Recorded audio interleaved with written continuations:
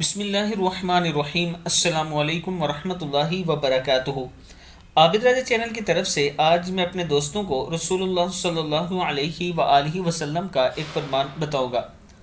نبی اکرم صلی اللہ علیہ وآلہ وسلم نے ارشاد فرمایا، 3 اشخاص سے اللہ رب العزت محبت کرتا ہے۔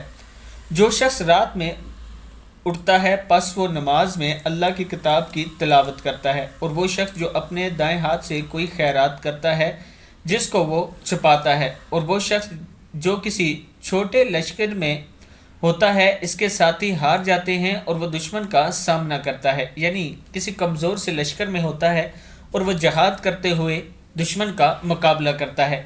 اللہ تعالیٰ ان تینوں آدمیوں سے محبت کرتا ہے۔ اللہ تعالیٰ ہمیں بھی اس صف میں کھڑا کرے۔ اس ویڈیو کو آپ دوستوں نے آگے ضرور شیئر کرنا ہے۔ السلام علیکم ورحمۃ اللہ وبرکاتہ۔